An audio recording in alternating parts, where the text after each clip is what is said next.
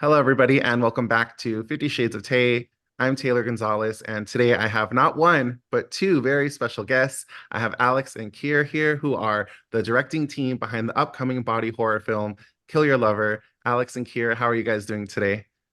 Yeah, doing really good, thank you. Excellent. Thank you guys for joining me. I really appreciate this, and I am so looking forward to your film.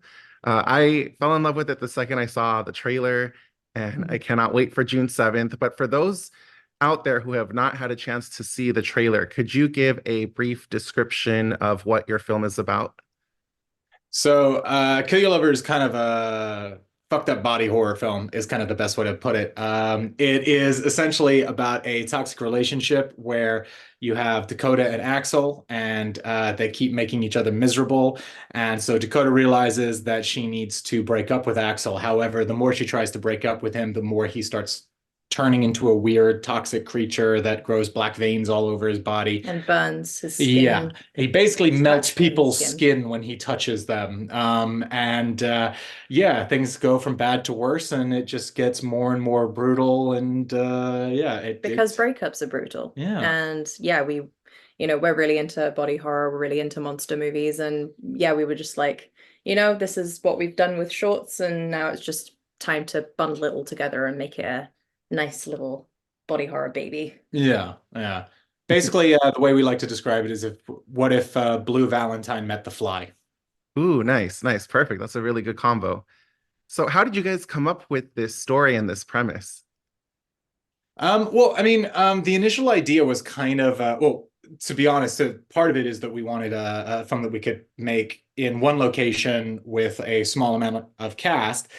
And with, Mostly also because we wanted to highlight the special effects makeup. So Mm.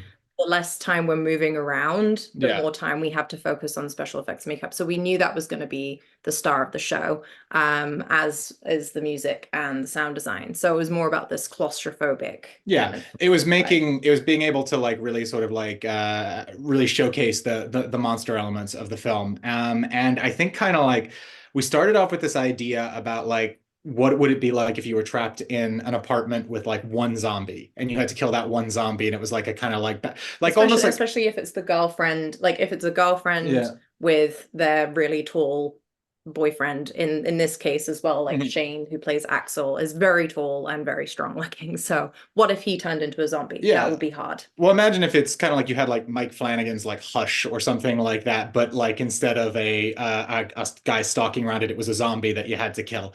But I think as we kind of kept going, we kind of felt like it was the zombie was almost too limiting, and we kind of were really interested in getting very invested in the emotional side of it, and we kind of decided we needed the monster to be able to still talk and kind of like still have agency and kind of and I think actually also just be that bit more human because especially if you're into say like Universal monsters or kind of like the best kind of monster cinema is ones where the monster has some kind of personality and some kind of Yeah. like emotional arc. Well, also like bad guys don't think they're bad guys, right? And then particularly with this film, the more we went down that path, we realized it needed to be more of a an equal footing. So we didn't want it to be, oh, woman is the victim, Mhm. guy is, the perpetrator. It was much more about the monster actually being the relationship itself and how that infects both of them. And so that way, the female character also gets in on the body horror fun. Oh, I cannot wait. That sounds like so much fun. And just yesterday, I was speaking with Shane, and he spoke so highly of you guys and getting to work with you guys and hyped you guys up so much. So I am very much looking forward to it. How did you guys find your leads in both Shane and Paige? So Shane is someone we've known for 10 years. So I actually came up through acting originally, and I went to drama school in Scotland at the Royal Conservatoire of Scotland. And Shane was also there, and he was in the year below me. So he actually worked on a short of mine that I directed. It was one of my first short films, a little crime thriller called True Value. And so he was in that. He was brilliant. And I was like, so glad that we got him in that. Um, you know, and then yeah, like all it's so nice all these years later to get to work with him again. And we kind of wrote the role for him, really. Like when We we started writing the film, we were like, oh, this casting is so specific. We need someone who's both really strong and like intimidating looking, but also someone who is quite charming and you're like, wait, I don't know how to feel about you. And that it would be quite difficult to break up with him as well. When I think also like we had a good rapport with him already Yeah. because I mean even like Alex and Shane actually played a couple in a skit Mm. we made, so kind of like so we had a real comfort level with being able to work with Shane. And then Paige, honestly, it was kind of came out of nowhere. Like we held an open casting call. And basically, she was someone who I'd worked with as she'd worked as a model. And it was kind of a case of we threw her into the mix, kind of with the idea being like we just wanted some people to like beef out. We're not really thinking that, we'd end up casting her. And then, just as she auditioned and we sort of, the more we talked to her, the more we just felt like she got not only the role, but what we were doing and was just felt really committed to it. And I think that was kind of like, that was the biggest thing for us is we were just really impressed by like how she presented herself and also the version of Dakota that we could see in her. Yeah. And I mean, you say you worked with her as a model. She was also an actress, and Yeah. how you found out she was an actress. Mhm. So she is a trained actress, but this is actually her feature film debut. And she'd only been in like I think 2 short films Mhm. beforehand. But yeah, so like it's just it worked out Mhm. really well, and we were just really glad to have found her, to be honest, because again, such a and both of those roles are so intense for Mhm. multiple reasons that like we just bow down to them for like, trusting us and going on the ride with us. Oh, that is very cool. I have my interview with Paige scheduled right after this, so I can't wait to speak with her and hear about her process and everything. But not only did you guys direct this film, you guys also wrote it together. I was wondering which scene changed the most from what you initially wrote in the script to the final product that we're going to see on screen. Yeah, we were talking about this a Yeah. lot because there's the film you write, the film you like shoot, and the film you edit, Mm. and nothing made that truer than the final fight scene. We had this sort of like WWE thing Yeah. planned. It was going to be completely bananas. We would have need like four Yeah, days, just to shoot it. so much kind of like fight coordination, like so much work would have had to gone in. Like there was all of these makeup effects. There was just like it was almost like a just complete endeavor unto itself. Yeah. And And so, like, what was so interesting is one of the things that wasn't planned, but just kind of ended up happening as like a smart decision for our tiny movie, that ended up being a much bigger movie than we would have ever expected. So we're just glad that it's grown so much and it's like been landing with people. Is that we actually ended up shooting the film in 2 blocks. So we shot all of the flashbacks first in August of 2022. And basically, as part of that, we had like an improvisation day where we were only really looking to get these one lines mm, that we'd written, because most of the stuff is scripted. But this particular day, we were like, we'd just give them a run up and they can just like fight about this one subject. And then this one line has to be in here. And that's all we need. But it'll be more authentic if we let them like run yeah. up to it. And then the fight scenes were so great that they had this real emotional core that spoke far more to the Mm, movie that we were actually making. And so basically we realized that we could work with that so that when we came back for the second block of shooting, which was like 2.5 months mhm. later in November, when we were shooting the actual physical fight in the present day, um, it meant that we already knew what we were working with, Mm. and we leaned on that much more than we thought we were going to, which actually made our life a lot easier. But you And I can think speak to the editing. Yeah, and I think we felt like ultimately it was a lot more emotionally engaging than just say having them like Wrestle. knock, six shades of shit out of each other, you know. It was like There's still plenty of that, there's though. still plenty of that, but it's kind of like, but I think we wanted to actually speak a lot more to the emotional core of like why the relationship wasn't working. And like the fun of it was like the way that we did the improvisation scenes in the end is that we essentially shot with multiple cameras. And we just let them go for 5 minutes. We give them a topic and they would just argue, and we just like moving around, grabbing like bits and pieces, and then we'd have them do another take, but we'd be getting like distortion shots. So it's like, so it like cuts hard on movement, or like the camera catches like these sort of little moments. And then And then we'd also shoot slow motion where we get like, say, like one person just had to react to what the other person was saying. We just get their slow motion reaction shots to it. And we sort of like compressed it all together into this kind of kaleidoscopic editing style where you're jumping around in time and you're seeing both the present where they're like fighting physically, but also the past where they're fighting emotionally.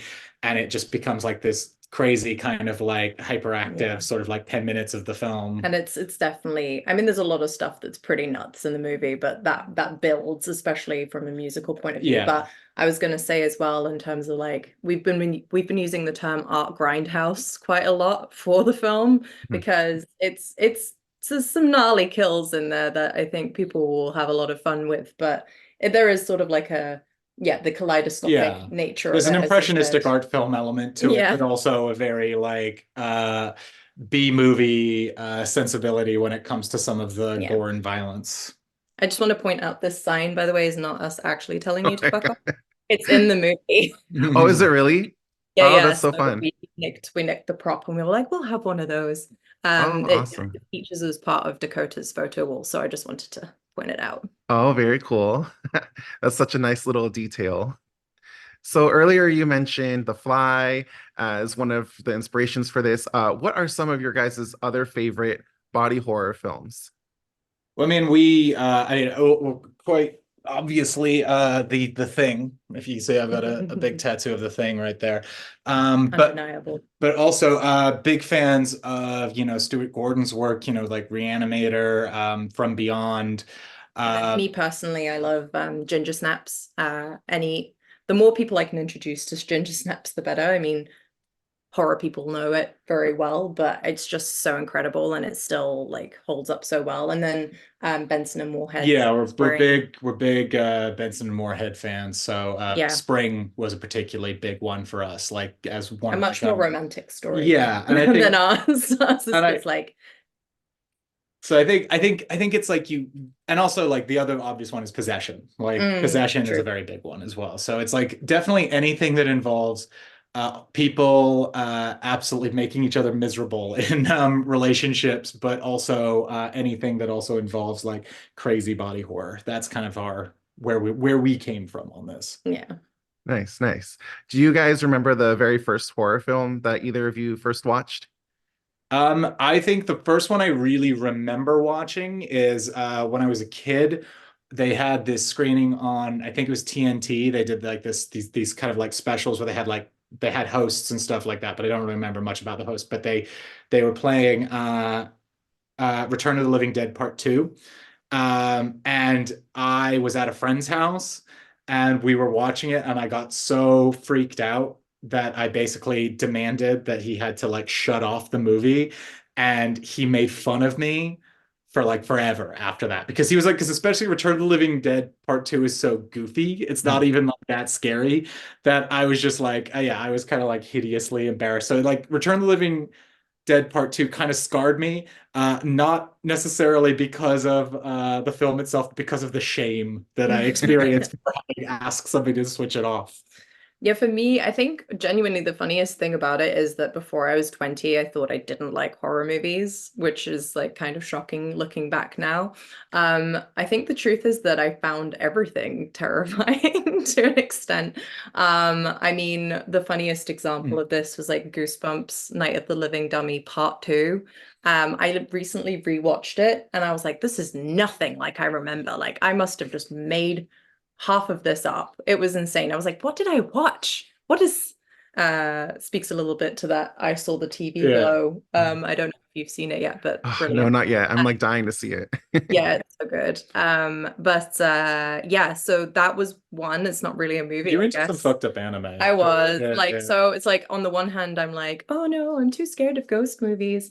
But on the other hand, was the most morbid child you could imagine.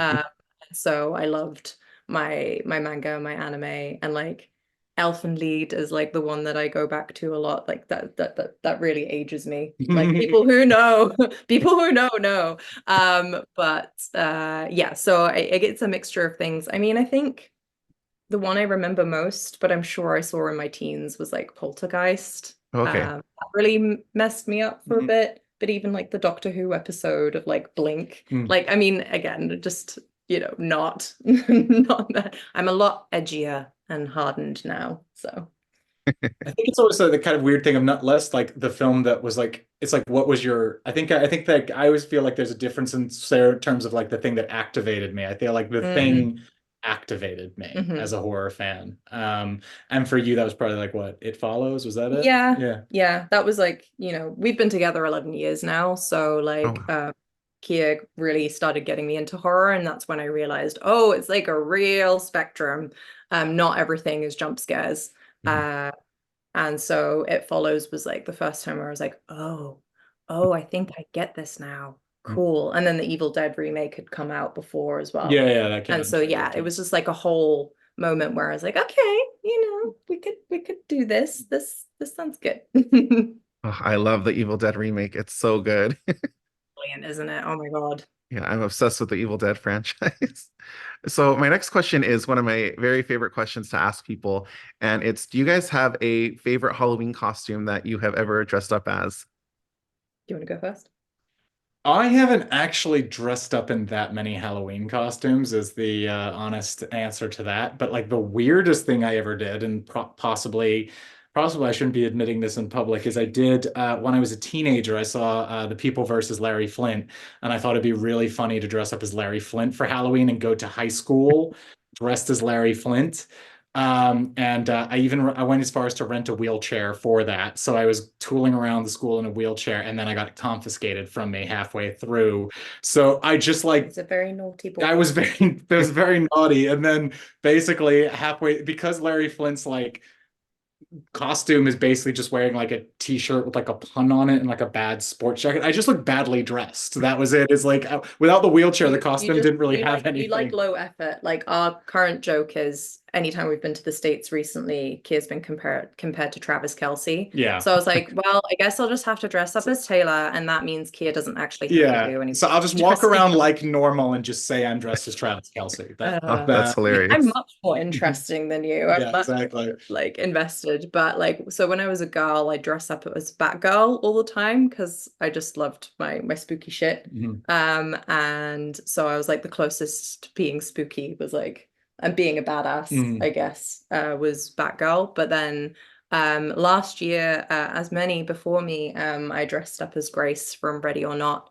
Oh, Um, nice. because I love Samara Weaving. So the closer I can be to my crush, Samara Weaving, the better. But we ended up going to kind of more of a classy event. Yeah. So I didn't get bloodied up. But the great thing is I still have the costume. So I'll probably just do part two either this Halloween or yeah, Yeah, and we'll I see. and I literally Googled characters in movies with shaved heads and beards, and Matthew McConaughey and Reign of Fire came up, so I just dressed as Matthew McConaughey from Reign of Fire so I didn't have to like wear a wig or do anything like One that. day. I'll win him over one day. Watch this space.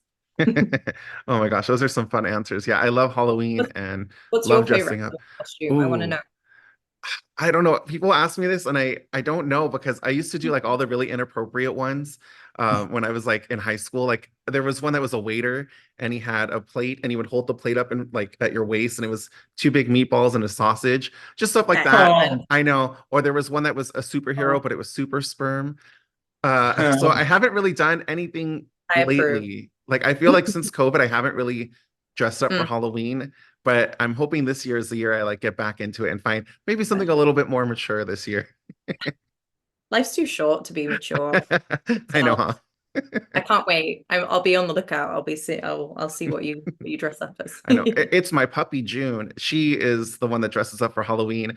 Her favorite Oh, snack on the whole planet is popcorn. And she even knows like the sound of the crinkling of the paper when you put it into the microwave. She'll run from wherever she is. So we've dressed her up as popcorn. We dressed her up as a little bumblebee. I don't know what she's going to be this year, but I'm kind of leaning towards a hot dog or a pumpkin. oh. you should do a couple's costume though. Oh, I did do Bert and Ernie with my boyfriend. Great. Oh. We did Bert and Ernie like I think 2019. That was the last time I dressed up. That was fun. Amazing. We have occasionally talked about doing a couple's costume, but it's more me pointing out and being like, I could probably stand to do that. You're just not cool enough for me. There's something the other day too that was really funny that was like super low effort on my part. I can't remember what it was, but it was something where I was like, yeah, no, I could probably do that. And you're like, that'd just be like you dressed normally. Yeah. Such a So, loser. as I mentioned, Kill Your Lover is releasing on June 7th. Where can people watch it and where can people rent it when it's available? So on video on demand, it'll be on Apple TV and Prime Video. There are also some other channels, but those are the main ones that people will be able to find it. So Mhm. yeah, we're super excited. Perfect. I cannot wait. It's next week already. Yes, We're like yeah. days away. That's so crazy. Are you Well, guys gonna do? Oh, oh, go sorry. ahead. No, I was just going to say one of the other things we're really excited about is sort of in the run up to tease everyone's taste buds. The soundtrack album is actually also coming out this Saturday. So that's June 1st. So our good friend and amazing composer Thibaut Chavanis is releasing, this is his debut feature film as well with us. And yeah, like it's very rock, it's very like yeah, just like a real blend Mm. of stuff. And we've had it pointed out to us at the festivals that we've been to as well. So yeah, yeah, check it out if you can, because it's going to be on everything like Spotify and everything. So yeah. That's awesome. Yeah, I'm glad you got to mention that. That's very cool. Are you guys gonna do anything special to celebrate the release when it comes out? Well, your mum's here, Well, my mom's here. so Yeah, we'll yeah. probably go for dinner. So I'll Like go for dinner and then I'll just be like, Mom, look, I'm legitimate.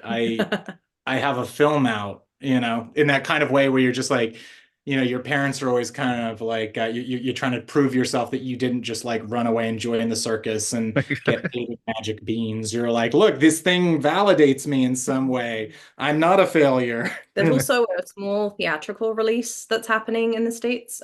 So that's also June 7th. One of the ones I know off the top of my head is the Lamley in Glendale in Los Angeles. Okay. So it's running for at least a week there. So if people want to see it on the big screen as well, yeah, go check it out. And I think there'll be dates on the 7th there'll be some screenings on the 7th in Albuquerque and I think also Columbus. But if you follow us or Dark Sky on Instagram, you'll be able to kind of see what Yeah. those dates are. Oh, that's perfect. And that leads perfectly into my last question. Where can people follow you guys to keep up with your upcoming releases, your upcoming projects?